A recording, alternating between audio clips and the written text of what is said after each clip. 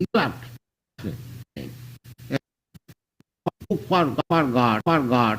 If you are purchasing stores for God, then you have to know what sort of things can be offered to God.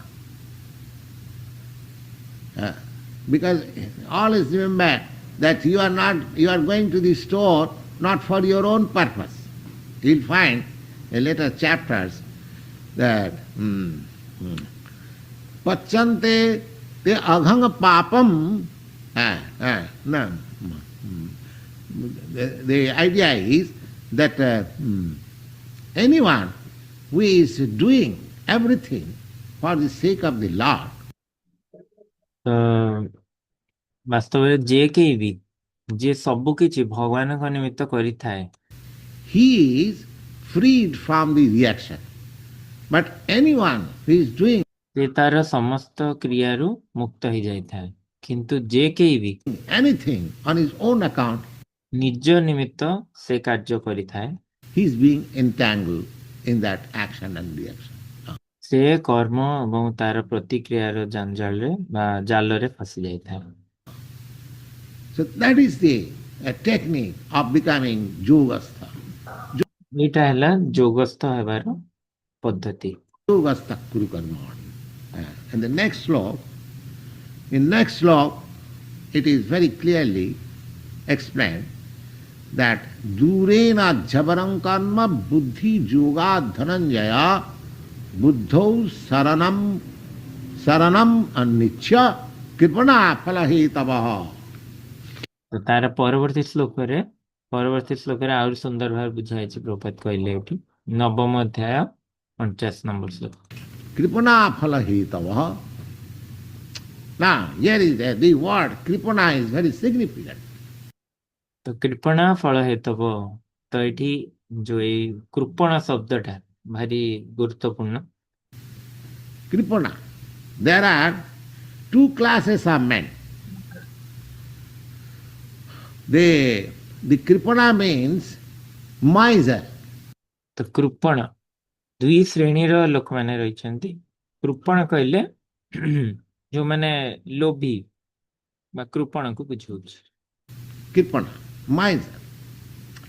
And just the opposite word of kripana is brahmana. ଆଉ ଏଇ କୃପଣ ଶବ୍ଦର ବିପରୀତ ହେଉଛନ୍ତି ବ୍ରାହ୍ମଣ। I have already explained to you sometimes that Brahmana means who knows that I am not this body, I am ମୁଁ ଏଟା ଆଗରୁ ବି ବୁଝେଇ ସାରିଛି ଯେ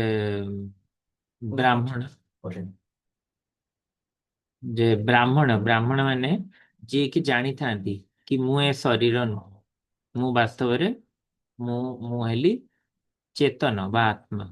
spirit conscious, I am soul, I am spirit consciousness. One who knows perfectly well this understanding and the science also that I am qualitatively one with the Supreme Lord. ମୁଁ ହେଲି ଆତ୍ମା, ମୁଁ ହେଲି ଚେତନା। ଯେ ଏ ଜିନିଷଟି ଠିକ ଭାବରେ ଜାଣିଥାଏ, ଯେ ଏ ବିଜ୍ଞାନଟିକୁ ମଧ୍ୟ ଠିକ ଭାବରେ ଜାଣିଥାଏ, ତ ସେ ଯାହାକି ଯିଏକି ଜାଣିଛି ଯେ ମୁଁ ହେଲି ଭଗବାନଙ୍କ ସହିତ କ୍ୱାଲିଟିରେ ସମାନ। Brahmasmi. The Vedic mantra says, Aham Brahmasmi. ଯୋଉଟା ବୈଦିକ ମନ୍ତ୍ର କହୁଛନ୍ତି ଅହମ୍ ବ୍ରହ୍ମାସ୍ମି। That means I am Brahma. I am not this matter. I am Brahma. ତ ଗୁଣ ସମ୍ବନ୍ଧୀୟ ଗୁଣାତ୍ମିକ ଭାବରେ ଭାବିଲେ ଯାହାକି ସମାନ, ମୁଁ ହେଲି ବ୍ରହ୍ମ, ମୁଁ ଏ ଜଡ଼ ପଦାର୍ଥ ନୁହେଁ। So one who knows this science, he is called Brahman. ଯିଏ ଏଇ ବିଜ୍ଞାନକୁ ଜାଣିଥାଏ ସେ ହେଲା ବ୍ରାହ୍ମଣ। And that doesn't matter who is he and where he is born. That doesn't matter. ଏଇଟା ଦରକାର ନାହିଁ ଜାଣିବା କି ସେ କିଏ ବା ସେ କେଉଁଠାରେ ଜନ୍ମ ହେଇଛି, ତାହା ଜରୁରୀ ନୁହଁ। Simply knowing this science. କେବଳ ମାତ୍ର ଏ ବିଜ୍ଞାନକୁ ଜାଣିବାକୁ ହବ। Now, the opposite word is kripana. Kripana ଆଉ ଏହାର ବିପରୀତ ଶବ୍ଦଟି କଣ ନା କୃପଣ। means miser. ତ କୃପଣ କହିଲେ ଲୋଭୀ ବା କୃପଣକୁ ବୁଝାଉଛି। Whom you call miser? କାହାକୁ ଆମେ କୃପଣ କହିଥାଉ? The miser is a man who has got enough money but does not spend it. ତ କୃପଣ ସେଇ ଲୋକଟି ଯାହା ପାଖରେ ପ୍ରଚୁର ଅର୍ଥ ରହିଛି କିନ୍ତୁ ଯିଏ ତାକୁ ବ୍ୟୟ କରୁନାହିଁ, He is called miser. ତାକୁ କୃପଣ କୁହାଯିବ। Miser means who has got enough assets but he does not spend. He simply sees his money and satisfied. ତ କୃପଣ କହିଲେ ଯାହା ପାଖରେ କି ବହୁତ ଧନ ସମ୍ପତ୍ତି ଥାଏ କିନ୍ତୁ ଯିଏ କେବେ ବ୍ୟୟ କରିନଥାଏ, କାରଣ ସେ ତାର ସମସ୍ତ ଟଙ୍କା ଟଙ୍କା ଏବଂ ପଦାର୍ଥକୁ ଦେଖି ଆନନ୍ଦ ଭୋଗ କରେ, ସନ୍ତୁଷ୍ଟ ହେଇଯାଇଥାଏ। Does not spend it, properly utilize it. ସେ ତାକୁ ଖର୍ଚ୍ଚ କରିପାରେନି କି ଠିକ ଭାବରେ ତାକୁ ବ୍ୟବହାର କରିପାରେନି, That is, he is called kripana. ସେଇଥିପାଇଁ ତାକୁ କୃପଣ କୁହାହଉଛି। Is it right, the miser explanation? ଠିକ ଅଛି, ଏଇଟା କୃପଣର ଯୋଉ ବୁଝାଗଲା। Now this kripana. So kripana, who is kripana and who is brahmana? ତ କୃପଣ କିଏ, କୃପଣ ଆଉ କିଏ ବ୍ରାହ୍ମଣ?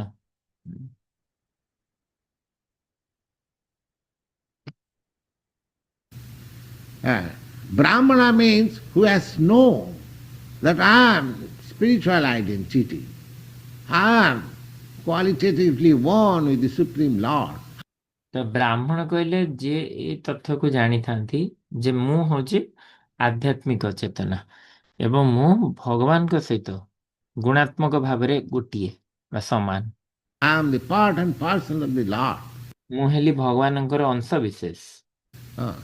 This knowledge, one who has developed highly and perfectly, ତ ଏଇ ଜ୍ଞାନଟି ଯିଏ କେହି ବି ଯିଏ ୟାକୁ ପ୍ରାପ୍ତ ହେଇଛନ୍ତି ବା ତାକୁ ପୋଷଣ କରିଛନ୍ତି ସୁନ୍ଦର ଭାବରେ, ସମ୍ପୂର୍ଣ୍ଣ ଭାବରେ, he is called Brahmana. ସେ ବ୍ରାହ୍ମଣ। And Kripana means who has not utilized this human form of body to understand that he is a spiritual identity, Brahma.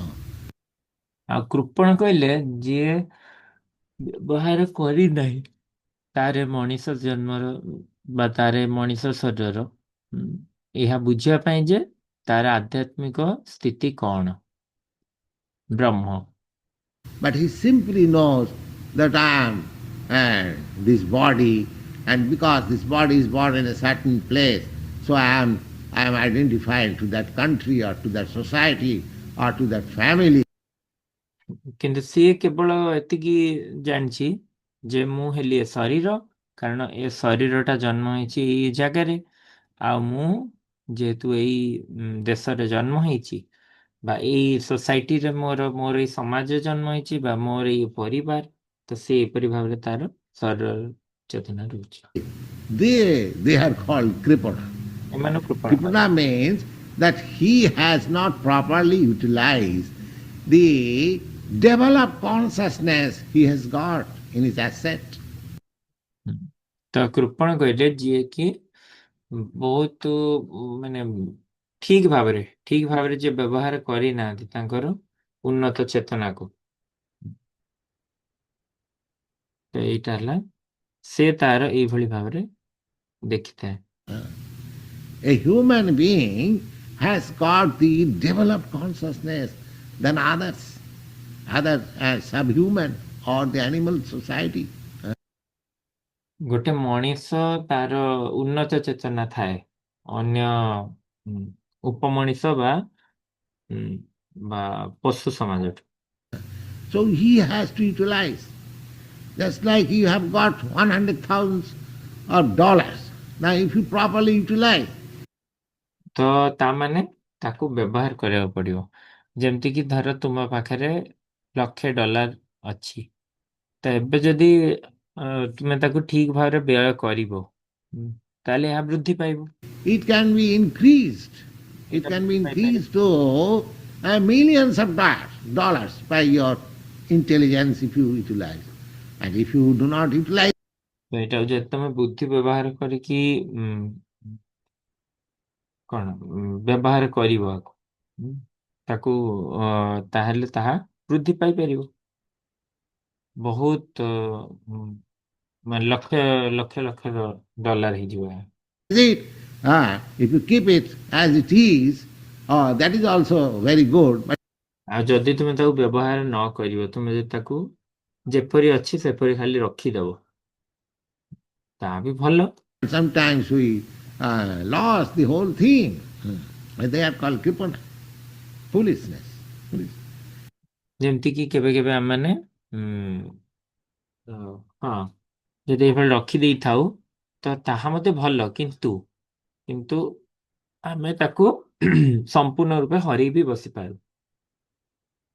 ତ ଏଇମାନଙ୍କୁ କୃପଣ କୁହାଯାଏ ବା ମୂର୍ଖ। So we must utilize this human form of body properly to understand that I am not this body, I am pure consciousness. ତ ସେଥିପାଇଁ ଆମକୁ କଣ କରିବାକୁ ପଡିବ ନା, ଆମକୁ ଏଇ ମଣିଷ ଶରୀରଟିକୁ ବହୁତ ଠିକ ଭାବରେ ସୁରୁଖୁରୁରେ ତାକୁ ବୁଝିବାକୁ ପଡିବ ଯେ ମୁଁ ଏ ଶରୀର ନୁହଁ, ଆଉ ମୁଁ ହେଲି ଶୁଦ୍ଧ ଚେତନା। And this pure consciousness I have to practice in such a way that in next life I get my pure conscious or pure spiritual body, not again this material body. ଆଉ ଯେତେବେଳୁ ଏଇ ଶୁଦ୍ଧ ଚେତନାରେ ମୁଁ ଅଭ୍ୟାସ କରିବି, ଏପରି ଭାବରେ ଅଭ୍ୟାସ କରିବି କି ମୋର ପରବର୍ତ୍ତୀ ଜୀବନରେ ମୁଁ ଏ ଶୁଦ୍ଧ ଚେତନା ଲାଭ କରିବି ବା ମୁଁ ମୋର ଶୁଦ୍ଧ ଆଧ୍ୟାତ୍ମିକ ଦେହ ପ୍ରାପ୍ତ ହେବି, ଆଉ ଏ ଭୌତିକ ଶରୀର ନୁହଁ। This material body, we must always know, this is a foreign thing. We have already explained to you that this is just like dress. ଏ ଭୌତିକ ଶରୀରଟା ଯୋଉଟା କି ମୁଁ ଆମେ ସବୁ ଜାଣିଛେ ଯେ ଏଇଟା ହେଲା ଗୋଟେ ଫରେନ୍ ଜିନିଷଟା। ଆମେ ଆଗରୁ ଏଇଟା ବୁଝିଥିଲେ, ଆମେ ଏହାକୁ ସ୍ପଷ୍ଟ କରିଥିଲେ ଯେ ଏଇଟା କେବଳ ଏକ ପୋଷାକ ପରି। Dress, dress is a foreign thing to my body. Similarly, this gross and subtle body, gross body of these material five elements and the subtle body of mind, ego. ତ ଏଇ ଭୌତିକ ଶରୀରଟା ହେଲା ବିଦେଶୀ। ତ ତ ଯେପରି ଏଇଠି କହୁଛନ୍ତି ଯେ ଏ ପୋଷାକଟା ଏକ ବିଦେଶୀ ଜିନିଷ ଏ ଶରୀର ପାଇଁ। ତ ସେଇପରି ଭାବରେ ଯେମିତି ଏଇ ସୂକ୍ଷ୍ମ ଶରୀର ଏବଂ ଏଇ ସ୍ଥୂଳ ଶରୀର, ତ ଏଇ ଯୋଉ ସ୍ଥୂଳ ଶରୀରଟି ଏଇଟା କୋଉଥିରେ ତିଆରି ନା ପଞ୍ଚମହାଭୂତରେ ଭୌତିକ ଜଗତରେ ତିଆରି, ଆଉ ସୂକ୍ଷ୍ମ ଶରୀରଟା କୋଉଥିରେ ତିଆରି ମନ, ଅହଙ୍କାର ଏବଂ ବୁଦ୍ଧି ଦ୍ୱାରା। ଏଇଟା ମୋ ପାଇଁ ତ ବିଦେଶୀ and intelligence. They are my foreign things. ଆଉ ସେଗୁଡ଼ିକ ତ ମୋ ପାଇଁ ବିଦେଶୀ।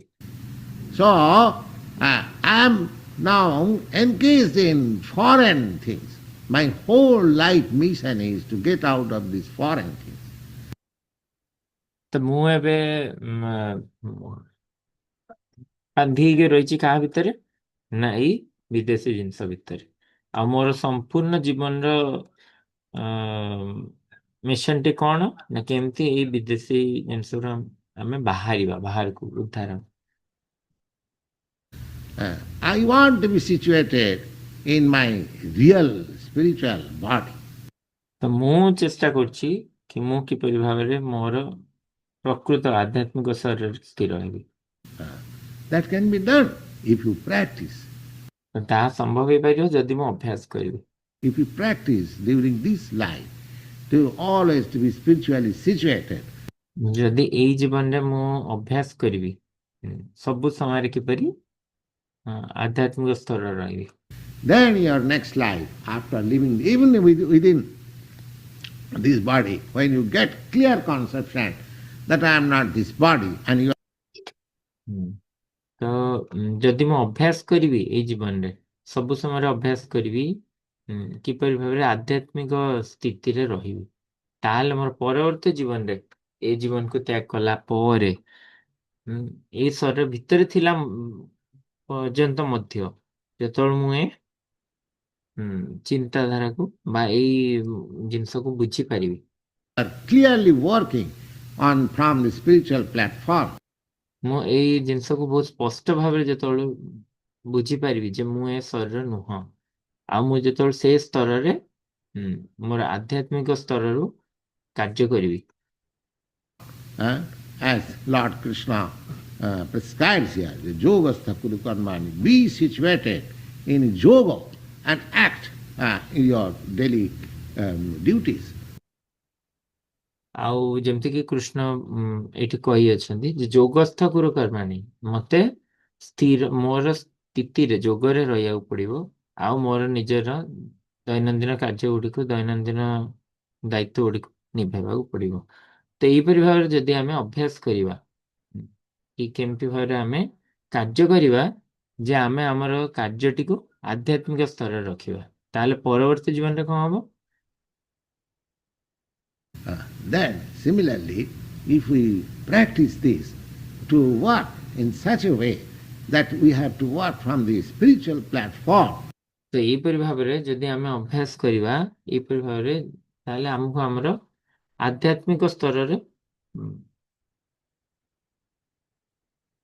ଯଦି ଆମେ ଏଇପରି ଭାବରେ ଆଧ୍ୟାତ୍ମିକ ସ୍ତରରୁ କାର୍ଯ୍ୟ କରିବା, then in your next life will be free from this material bondage. ତାହେଲେ ପରବର୍ତ୍ତୀ ଜୀବନରେ ଆମେ ଏଇ ଭୌତିକ ବନ୍ଧନରୁ ମୁକ୍ତ ହେଇଯିବା And you get your freedom life. ଆଉ ଆମେ ଆମର ମୁକ୍ତ ଜୀବନ ପ୍ରାପ୍ତ ହବା। Spiritual body means your freedom life. ଆଧ୍ୟାତ୍ମିକ ଶରୀର ମାନେ ଆମର ମୁକ୍ତ ବା ସ୍ୱାଧୀନ ଜୀବନ। We do not know, we have no conception that in our spiritual body how much we can be powerful. We do not know that. ତ ଆମେ ବାସ୍ତବରେ ଜାଣିନୁ, ଆମର କୌଣସି ଏ ଉପରେ କୌଣସି ଆମର ଭାବନା ବା କୌଣସି ଆମର ଏଭଳି ତଥ୍ୟ ବି ନାହିଁ ଯେ ଆମ ଆଧ୍ୟାତ୍ମିକ ଶରୀର କିପରି ଭାବରେ ଆମେ କେତେ ଶକ୍ତିଶାଳୀ। There is calculation. There is calculation. Suppose God is. ତ ୟାର ହିସାବ ରହିଛି, ତ ହିସାବ ରହିଛି ଯେ ଧରିନିଅ ଭଗବାନ ହଉଛନ୍ତି 100% perfect. ସମ୍ପୂର୍ଣ୍ଣ ଶତକଡ଼ା ସମ୍ପୂର୍ଣ୍ଣ ଅଟନ୍ତି, ଶତକଡ଼ା ସମ୍ପୂର୍ଣ୍ଣ ଅଟନ୍ତି। So when you get your spiritual body, you may not be as powerful as God, but almost near to God. ତ ଯେତେବେଳେ ତୁମେ ତୁମର ଆଧ୍ୟାତ୍ମିକ ଶରୀର ପ୍ରାପ୍ତ ହବ, ତ ତୁମେ ଭଗବାନଙ୍କ ଭଳି ଶକ୍ତିଶାଳୀ ନ ହେଇପାର, କିନ୍ତୁ ତୁମେ ପାଖାପାଖି, ପ୍ରାୟ ଭଗବାନଙ୍କ ପାଖାପାଖି। You get 78%. ଆମକୁ ଆଉ କେତେ ମିଳେ ତୁମକୁ ନା 78%। You get 78% of the whole power. ତ ତୁମକୁ କେତେ ମିଳିବ ନା 78% ସମଗ୍ର ଶକ୍ତି ବା ସମଗ୍ର ତାଙ୍କର ଶକ୍ତିର 78%। That is calculation by the great sages. They have calculated that a living entity can attain to the perfection of 78%. Now, ତ ଏଇ ଯୋଉ 78% କୁହାଯାଇଛି, ତ ୟାର ଏଇଟା କୁହାହଉଛି କଣ ନା, ୟା ହିସାବଟା ଏଇଟା ବଡ ବଡ ମୁନି ଋଷି ମାନେ ଦେଇଛନ୍ତି। ତ ଏଇଟା ସେମାନେ ଗଣନା କରିଛନ୍ତି ଯେ ଗୋଟେ ଜୀବ ଏଇ ସମ୍ପୂର୍ଣ୍ଣତା ଲାଭ କରିପାରିବ ଏ 78%ରେ। in our present material condition, we have no spiritual power at all. We are always encumbered and conditioned by material forces. You see? ତ ଏଇପରି ଭାବରେ ଆମର ଏବେ ଆମର ଯୋଉ ଏବେକା ବର୍ତ୍ତମାନର ଭୌତିକ ସ୍ଥିତି ରହିଛି, ତ ଆମର କୌଣସି ବି ଆଧ୍ୟାତ୍ମିକ ସାମର୍ଥ୍ୟ ନାହିଁ, ବିଲକୁଲ ନାହିଁ। ତ ଆମମାନେ ସବୁ ସମୟରେ ଆମମାନେ କିଛି ନା କିଛି ଭୌତିକ ଶକ୍ତି ଦ୍ୱାରା ପ୍ରତାରିତ ହେଉଛୁ। So therefore, one who does not utilize this body for perfection, ତ ସେଥିପାଇଁ ଯିଏ ଏ ଶରୀରଟିକୁ ବ୍ୟବହାର କରୁନି ସମ୍ପୂର୍ଣ୍ଣତା ଲାଭ କରିବା ପାଇଁ, for liberation, ମୁକ୍ତ ହେବା ପାଇଁ, he is called Kripana. ତାକୁ କୃପଣ କୁହାଯିବ। Kripana. This is stated here. ତ ଏଇଠି ଏଇଟା କୁହାଯାଇଛି। Kripana phala hetava. Kripana phala hetava. That Kripana, that means miserly person. ତ କୃପଣା ଫଳ ହେତବ। ତ କୃପଣ କହିଲେ କଣ? ନା ଯିଏ ହେଲା ଲୋଭୀ ସ୍ୱଭାବର ଲୋକ, Who does not utilize this human form of life for better profit than he wants. ତ ଯିଏ ଲୋଭୀ ସ୍ୱଭାବର ଲୋକ, ଯିଏକି ବ୍ୟବହାର କରିନଥାଏ ତାର ମଣିଷ ଜୀବନକୁ କିଛି ଉନ୍ନତ ଲାଭ କରିବା ପାଇଁ, ତାହେଲେ ସେ କଣ ଚାହିଁଥାଏ? That, oh, I have done so much, ସେ ଭାବେ ଓ ମୁଁ ତ ବହୁତ କିଛି କରିସାରିଲିଣି, I must get the profit. I must get the ମତେ ତ ଲାଭ ମିଳିବା ଦରକାର, ମତେ ଲାଭ ମିଳିବା ଦରକାର। what profit you get? For the bodily enjoyment, for sense enjoyment, oh, sacrifice it. Sacrifice it. You know that there is a word in Jagga, a sacrifice. And ତ ମୁଁ ଯଦି ଏହିପରି ଭାବେ ଯେ ମୁଁ ବହୁତ କିଛି କରିସାରିଛି, ମତେ ଲାଭ ମିଳିବା ଦରକାର, ମତେ ନିଶ୍ଚିତ ମିଳିବା ଦରକାର, ତ କଣ ଲାଭ ମତେ ମିଳିବ? ଶରୀରର ଉପଭୋଗ ପାଇଁ, ଇନ୍ଦ୍ରିୟ ଉପଭୋଗ ପାଇଁ? ନା, ତାକୁ ତ୍ୟାଗ କରିଦେବା ଦରକାର, ତ୍ୟାଗ କରିଦିଅ। ଯେପରିକି ତୁମେ ଜାଣିଛ ଯେ ଏଇଠି ଗୋଟେ ଶବ୍ଦ ଅଛି ଯଜ୍ଞ। sacrifice means, it is a common word, ତ ସାକ୍ରିଫାଇସ୍ କହିଲେ ଏଇଟା ଏକ ସାଧାରଣ ଶବ୍ଦ, that you dedicate your life for the service of the Lord. This life, you will not be sufferer. ଯେ ତୁମେ ତୁମର ଶରୀରଟିକୁ ଉତ୍ସର୍ଗ କରିଦିଅ। ତ ଏଇ ଯୋଉ ଯଜ୍ଞ ବା ଯଜ୍ଞର ମାନେ କଣ? ନା ଆମେ ଆମର ଶରୀରକୁ, ଆମ ଜୀବନକୁ ଭଗବାନଙ୍କ ସେବାରେ ଉତ୍ସର୍ଗ କରିଦେବା, ତାହେଲେ ଆମେ କେବେ ହେଲେ ବି କଷ୍ଟ ଭୋଗିବାନି। What is their suffering? ନହେଲେ କଣ କଷ୍ଟ ଭୋଗିଥାନ୍ତା? Now, just the prescription or the formula I have just cited before you, your householder life.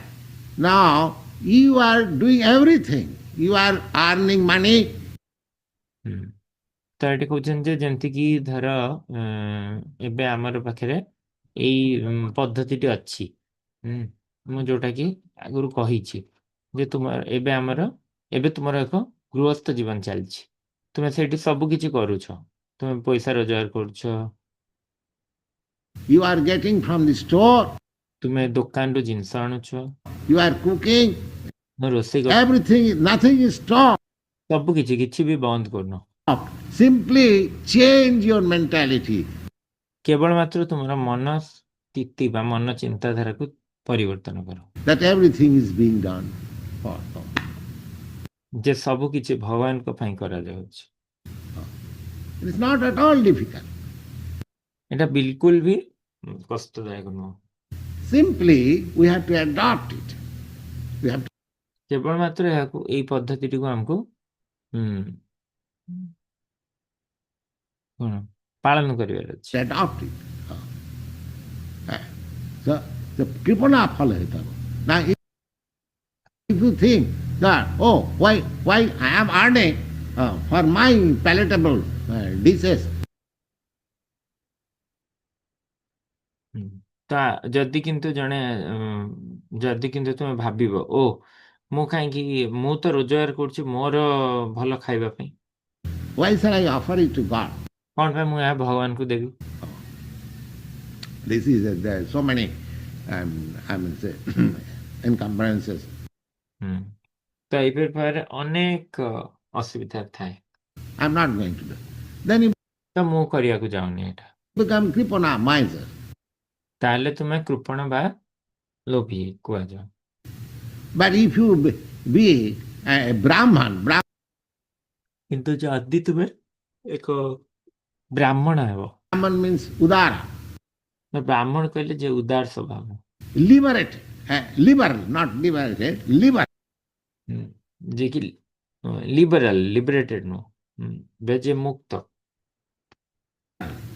The opposite word of kripana is liberal. କୃପଣର ବିପରୀତ ଶବ୍ଦଟି କଣ ନା ଯେ ହେଲା କୃପଣ ନୁହଁ, ଲିବରାଲ ତାକୁ କହୁଛନ୍ତି।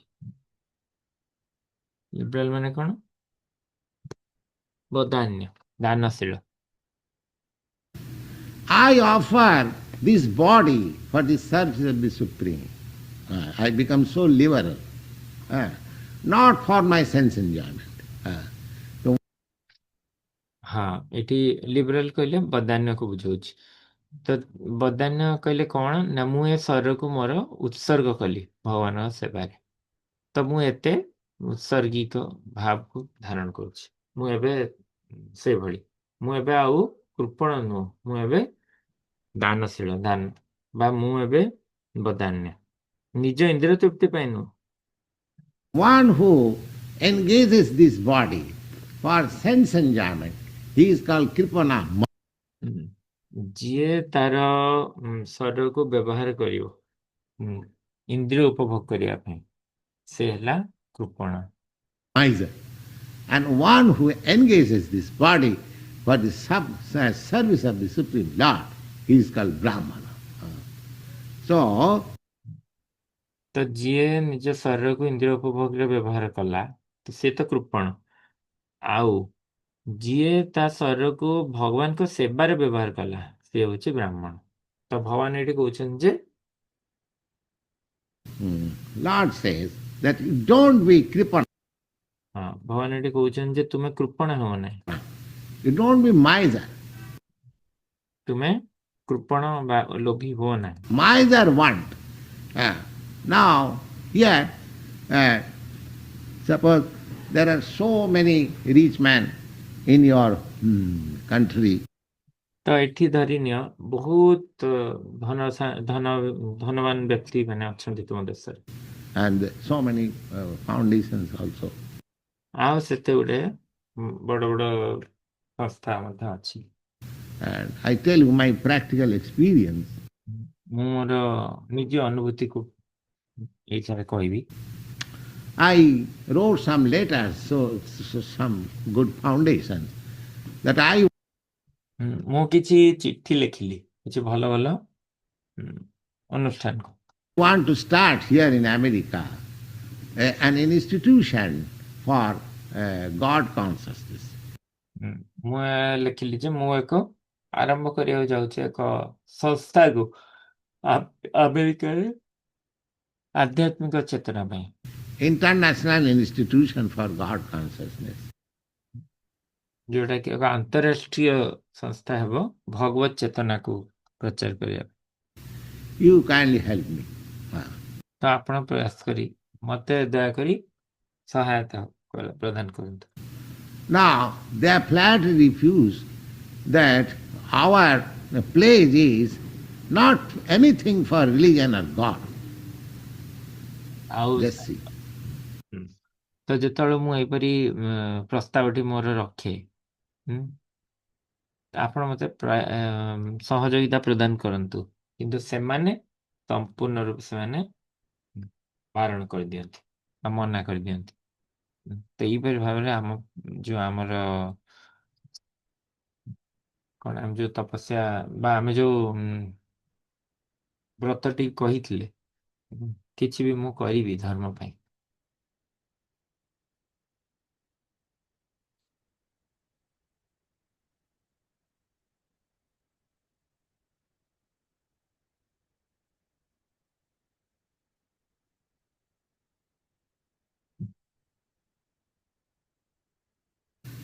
Huh? That means, according to Bhagavad Gita, they are all misers. ତା ମାନେ ଭଗବତ ଗୀତା ଅନୁସାରେ ସେମାନେ ସମସ୍ତେ ହେଲେ କଣ ନା କୃପଣ। Huh? Although they have got very good foundation, they are making actually some charities, but then miserly. They do not know where to make charity. ତା ମାନେ କଣ ନା ତା ମାନେ ଭଗବତ ଗୀତା ଅନୁସାରେ ସେମାନେ ସବୁ ହେଲେ କୃପଣ। ତ ଯଦିଓ ସେମାନେ ବହୁତ ଭଲ ତାଙ୍କର ଏକ ପ୍ରାରମ୍ଭ ରହିଛି, Where to make charity? ଯେ ସେମାନେ କିଛି ଦାନ ସ୍ୱଭାବୀର। कर्मजो ହଁ କିନ୍ତୁ ହେଲେ ମଧ୍ୟ ସେମାନେ କୃପଣ କୁହାଯିବେ, କାରଣ ସେମାନେ ଜାଣିନାହାନ୍ତି କେଉଁଠାରେ ଦାନ ଦେବା କଥା, କେଉଁଠାରେ ଦାନ ଦେବା କଥା ତାଙ୍କୁ ଜଣାନାହିଁ। It will be clearly stated by Lord in later chapters. Jat karosi. କର୍ମ ଯୋଗରେ ଏଟା ପରବର୍ତ୍ତୀ ଅଧ୍ୟାୟରେ ଏଟା ଆଗକୁ ଭଗବାନ ବୁଝେଇବେ। ଏଇ ଅଧ୍ୟାୟରେ ହିଁ କଣ ନା ଯତ୍ କରୋସି Jat juhosi. Jadasnasi. Dadasi jat. Kurus satat madarpanam. The karma yoga process is that whatever you do, whatever you take trouble for, ତ କର୍ମଯୋଗର ପଦ୍ଧତିଟି କଣ ନା ଯାହା କିଛି ବି କର, ଯାହା କିଛି ବି ତୁମେ ତ୍ୟାଗକୁ ଗ୍ରହଣ କର, whatever you eat and everything, ଯାହା କିଛି ବି ତୁମେ ଖାଅ, ସବୁ କିଛି offer to me, offer to me. ମତେ ଅଫରିଂ କର ବା ମତେ ପ୍ରଦାନ କର। That is called karma yoga or yogastha. ଏଇଟାକୁ କର୍ମଯୋଗ ବା ଯୋଗସ୍ଥ କୁହାଯାଉଛି।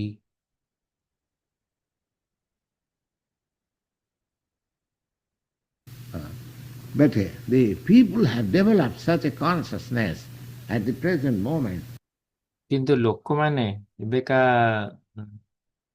ମୁହୂର୍ତ୍ତରେ ଯେପରି ଭାବରେ ଚେତନାକୁ ଉନ୍ନତ କଲେଣି, that whenever they hear of God or whenever they hear of some religion, ଯେତେବେଳେ ବି ସେମାନେ କିଛି ଭଗବାନଙ୍କ ବିଷୟରେ ବା କିଛି ଧର୍ମ ବିଷୟରେ କିଛି ଶୁଣନ୍ତି, they at once become adverse to it.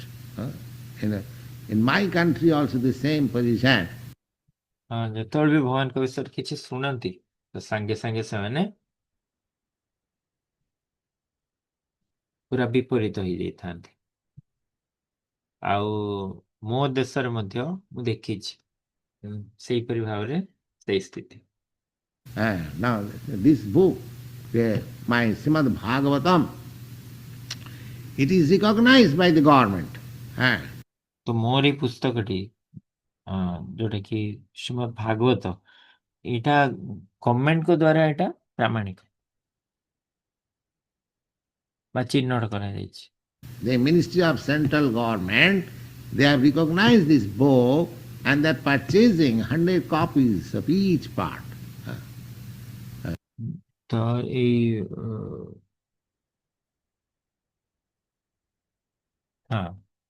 ତ ମିନିଷ୍ଟର ମାନେ ମଧ୍ୟ ଏ ବହିଟିକୁ କିଣୁଛନ୍ତି।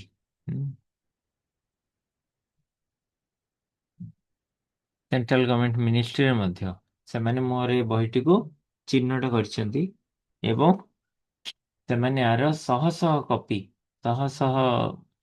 କପି ଆର କିଣୁଛନ୍ତି। They recognize.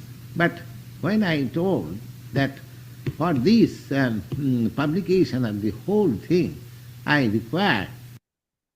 ତ ଯେତେବେଳେ ମୁଁ କହିଲି ଯେ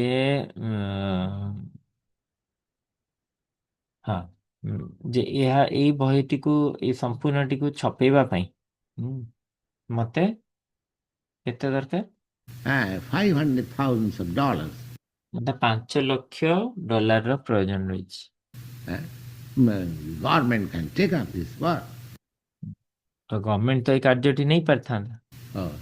No, our government is secular. ତ ସେ କହିବେ ଯେ ନା ଆମର ଗଭର୍ଣ୍ଣମେଣ୍ଟ ତ ଧର୍ମ ନିରପେକ୍ଷ। Secular. So I could not get any help from my government. You see? And he ତ ଯେହେତୁ ସେ ଧର୍ମ ନିରପେକ୍ଷର ବୋଲି କୁହନ୍ତି, ତ ମୁଁ ସେଥିପାଇଁ କୌଣସି ସାହାଯ୍ୟ ପ୍ରାପ୍ତ ହେଲିନି ଆମର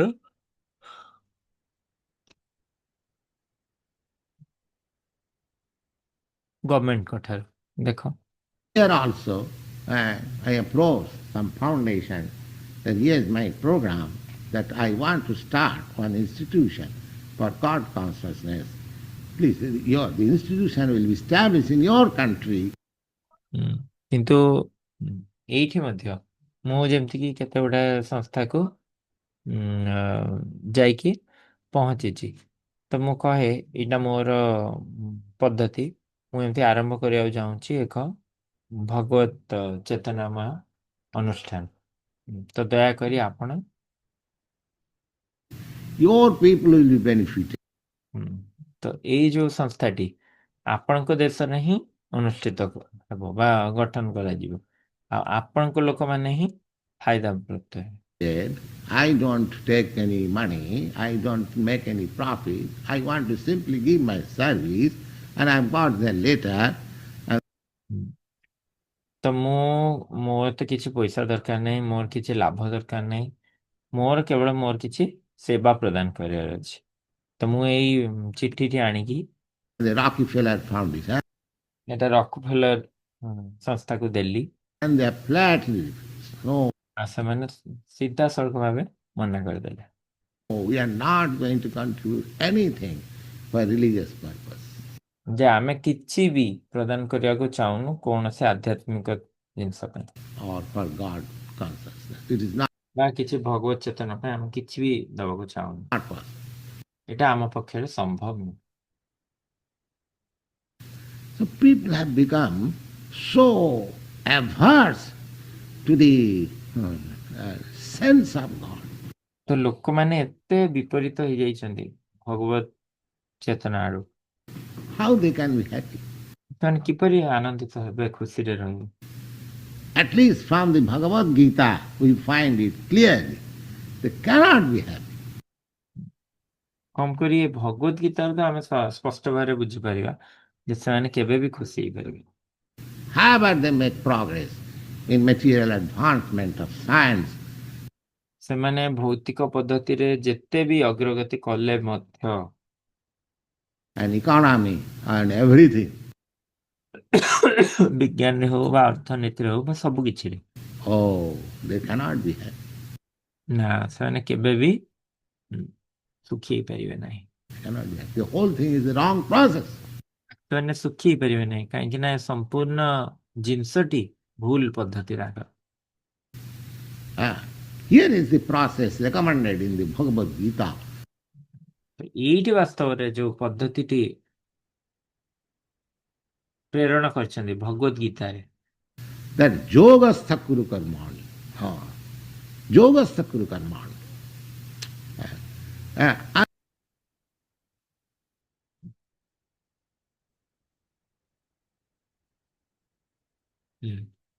ତ ସେଇଠି କହୁଛନ୍ତି ଏଇ ଯୋଉ ଯେମିତିକି ଏଇ ଯୋଗର୍ଥ କୁରୁ କର୍ମାଣି, ଯେ ପର୍ଯ୍ୟନ୍ତ ତୁମ କାର୍ଯ୍ୟ କୌଣସି କାର୍ଯ୍ୟକୁ କେବେ ହେଲେ ଆମେ ତିରସ୍କାର କରିପାରିବା ନାହିଁ।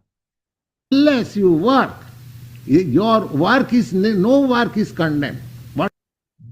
କୌଣସି କାର୍ଯ୍ୟକୁ ଆମେ ତିରସ୍କାର କରୁନି। Whatever you do, that doesn't matter. ଯାହା କିଛି ବି ଆମେ କରୁ କିଛି ଯାଏ ଆସେନି। But if that work is done on behalf of the Supreme Lord, ଯଦି ସେଇ କାର୍ଯ୍ୟଟି କରାଯାଇଥାଏ ଭଗବାନଙ୍କର ତରଫରୁ, that makes you purified. ତାହେଲେ ସେ କାର୍ଯ୍ୟଟି ଆମକୁ ଶୁଦ୍ଧ କରିଦେଇଥାଏ, That makes you happy. ସେଇ କାର୍ଯ୍ୟଟି ଆମକୁ ସୁଖୀ କରିଦେଇଥାଏ। ଯୋଗସ୍ଥ ଗୁରୁ କର୍ମାଣି। ତ ଆମେ ଆଜି ଏଇଠି ବିରାମ ଦେବା। हरे कृष्ण। जय जगतगुरु श्रील प्रभुपाद की जय।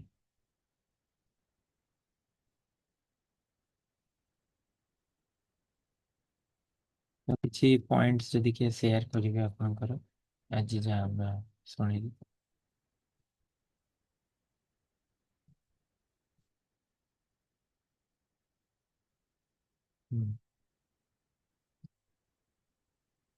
हरे कृष्णा प्रभु जी, धन्यवाद प्रणाम। दंडवत प्रणाम प्रभु जी। हाँ। मोस्टली माने जो अधा क्लास रु अधिक भगवान माने प्रभुपाद जी कहउछन जे गोटे कृपण हम्म, आउ गोटे ब्राह्मण भिତରେ फरक कौन। तो हम्म, जो मनुष्य माने निजको निजे भगवानଙ୍କର part and parcel of God भगवानଙ୍କର अंश विशेष आउ अ, से भगवानଙ୍କର अंश विशेष ମୁଁ ଜଣେ ଶରୀର ନୁହେଁ ମୁଁ ଜଣେ ଆତ୍ମା ବୋଲି ଭାବେ। ତ ସିଏ ହଉଛି ଜଣେ ବ୍ରାହ୍ମଣ ଆଉ କିନ୍ତୁ ଯୋଉ ମଣିଷ ଉନ୍ନତ ଚେତନା ଥାଇକି ଯିଏକି ନିଜ ଶରୀରକୁ ଆଧ୍ୟାତ୍ମିକ କିମ୍ବା ଯୋଗ ପଦ୍ଧତିରେ ମାନେ ୟୁଜ୍ କରେନି ସିଏ ଜଣେ କୃପଣ हम्म, ବୋଲି ପ୍ରଥମେ ସେ ଜିନିଷଟା କହିଥିଲେ। ହରେ କୃଷ୍ଣ। हाँ। धन्यवाद। ओके। ଆଉ କଣ କହିଲେ ଏଠି ପ୍ରଭୁପାଦ?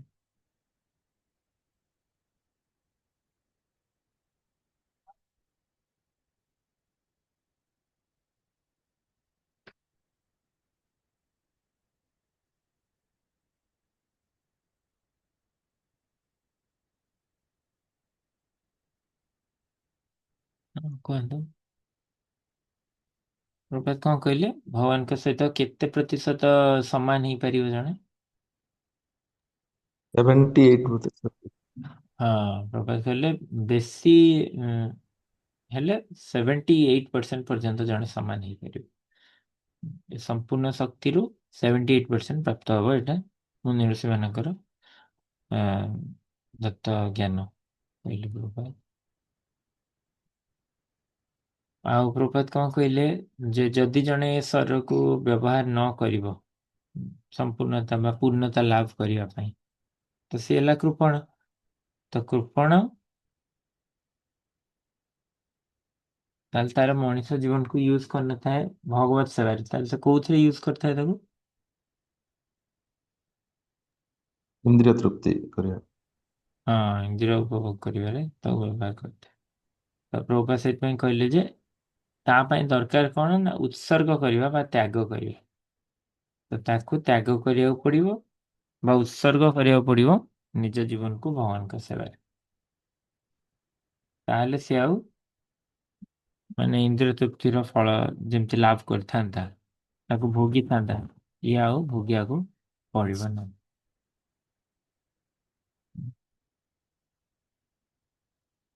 Okay।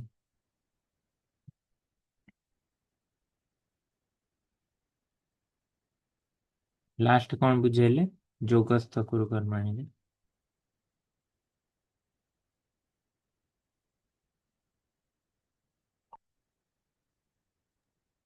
ପରୀକ୍ଷା ଲିଙ୍କଟା ମୁଁ ଦଉଛି। ଯୋଗସ୍ଥ କୁରୁ କର୍ମାଣୀ ଲାଷ୍ଟ କୁ କଣ ବୁଝେଇଲେ ପ୍ରପାତ? ଗୋଟେ ପ୍ରପାତ କହିଥିଲେ ଯେ ଯାହା କିଛି ବି କରୁଛ, ଯାହା ବି କାର୍ଯ୍ୟ କରୁଛ, ଯାହା ପ୍ରୟାସ ତମେ କରୁଛ ସବୁ ମତେ ଅର୍ପଣ କର। ସେଇଟା ହେଲା ଯୋଗସ୍ଥ ବା କର୍ମ ଯୋଗ।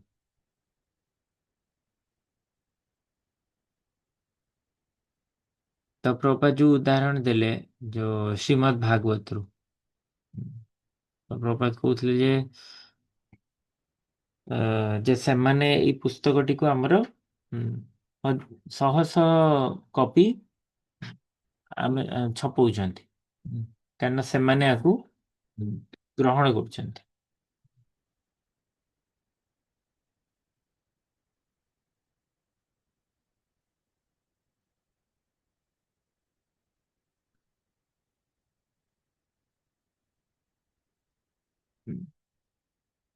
ସେମାନେ ଆମ ପୁସ୍ତକଟିକୁ ମାନେ ଯଦିଓ ଗ୍ରହଣ କରୁଛନ୍ତି କିନ୍ତୁ ସେମାନେ ଆକୁ ନବାକୁ ଚାହୁଁନାହାନ୍ତି। ସେଟା ପ୍ରଭୁପାଦ କହିଲେ। ଯେ ମାନେ ପ୍ରଭୁପାଦ କହିଲେ ଯେ ଆପଣ ଛପାନ୍ତୁ ଏଇ ବହିଟିକୁ, ସେମାନେ ଛପେଇବେନି କହିଲେ। କାହିଁକିନା ଏହା ଧର୍ମ ନିରପେକ୍ଷତା ଦର୍ଶେଇବନି ବୋଲି ପ୍ରଭୁପାଦ ସେମାନେ କହିଲେ।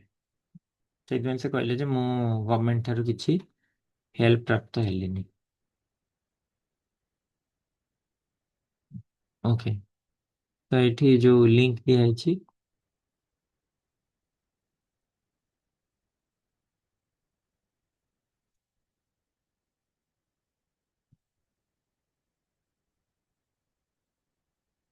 ଏଥିରେ ପରୀକ୍ଷା ଦେଇଦେବେ।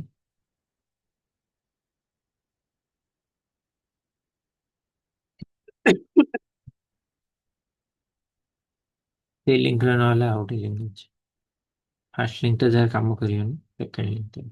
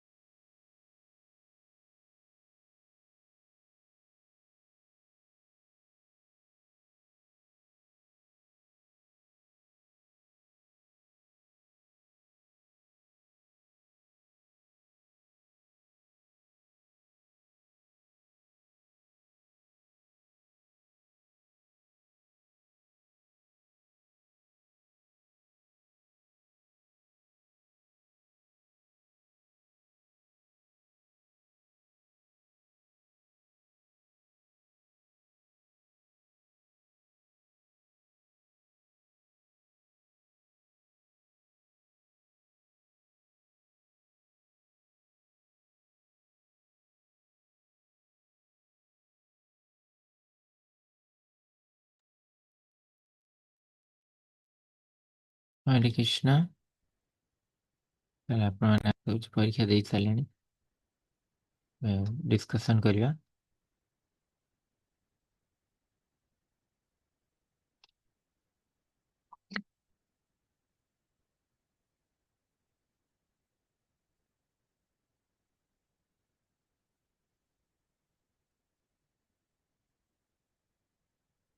ତ ପ୍ରଥମ ପ୍ରଶ୍ନର କ'ଣ ଆନ୍ସର ଲେଖିଲେ? ଯଦି କେହି ପରିଶ୍ରମୀ ଓ ନୀତିମାନ ହେଲେ ମଧ୍ୟ ନିଜ କାର୍ଯ୍ୟକୁ ପରମେଶ୍ୱରଙ୍କୁ ଅର୍ପଣ କରେ ନାହିଁ, ତେବେ ଏହି ଉପଦେଶ ଅନୁସାରେ ସେ କିଏ? ସେ କିଏ ଯେ ଅର୍ପଣ କରେ ନିଜ କାର୍ଯ୍ୟକୁ ଭଗବାନଙ୍କୁ? କଣ ପ୍ରଭୁଜୀ? ହରେ କୃଷ୍ଣ। ଠିକ ଅଛି। ତାପରେ କହିଲେ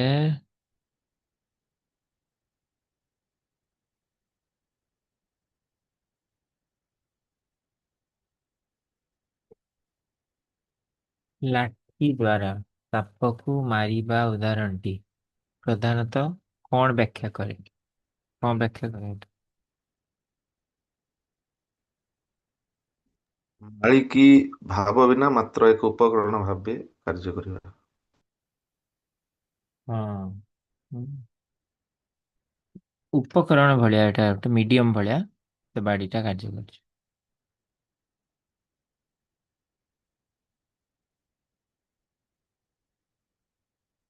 ଗୃହସ୍ଥ ଜୀବନର ଉଦାହରଣରେ ରନ୍ଧନ କେବେ ଆଧ୍ୟାତ୍ମିକ ହୁଏ? କୁକିଂଟା କେବେ ଆଧ୍ୟାତ୍ମିକ ହବ? ଯେତେବେଳେ ଚେତନା ଭୋଗ ଠାରୁ ଭଗବାନଙ୍କୁ ଅର୍ପଣ ଦିଗକୁ ପରିବର୍ତ୍ତିତ ହୁଏ।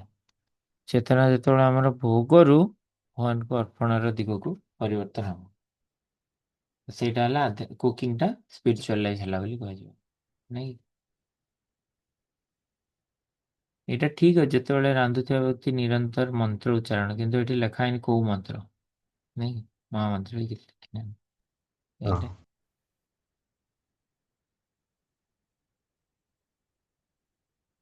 କୃପଣା ଫଳ ହେତବ ଶବ୍ଦଟିର ଅର୍ଥ ହଉଛି ଯେମାନେ କାର୍ଯ୍ୟ ଫଳ ପାଇଁ ଲୋଭ କରନ୍ତି ସେମାନେ କୃପଣ।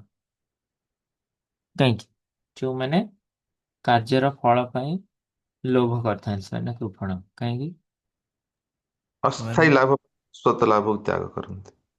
ହଁ, ଶାଶ୍ୱତ ଲାଭକୁ ତ୍ୟାଗ କରି ଏଇଟାକୁ ଇଚ୍ଛା କରନ୍ତି।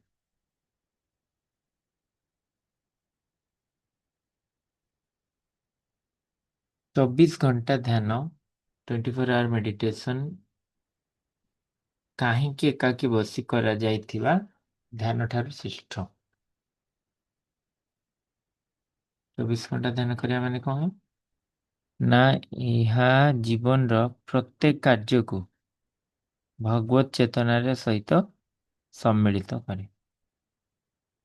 ପ୍ରତ୍ୟେକ କାର୍ଯ୍ୟକୁ ଜୀବନର ଭଗବତ ଚେତନାରେ ସମ୍ମିଳିତ କରିପାରୁଛି। ଆଉ ନହେଲେ ଏକାକୀ ବସି କଲେ ପ୍ରତ୍ୟେକ କାର୍ଯ୍ୟକୁ ଆମେ ଭଗବାନଙ୍କ ପାଖେ ଦେଇପାରିବା ନାହିଁ।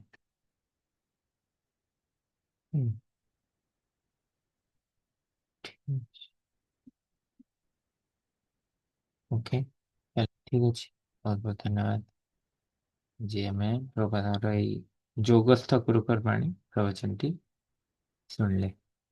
ହରେ କୃଷ୍ଣ, ଜୟ ହରେ ଶ୍ରୀ। କୃଷ୍ଣ। ପ୍ରଭୁଜୀ, ମୁଁ ଲାଷ୍ଟ ୱିକରେ ଶିମିଳିଗୁଡା ଯାଇଥିଲି।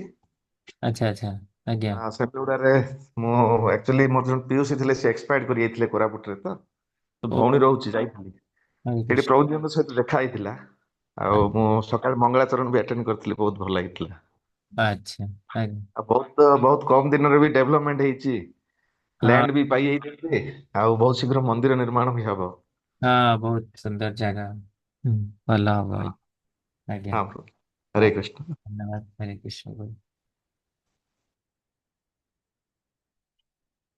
ओके, ठीक है। अच्छा हो, श्रील प्रभुपाद की जय, गौर भक्तवृंद की जय। हरे कृष्ण।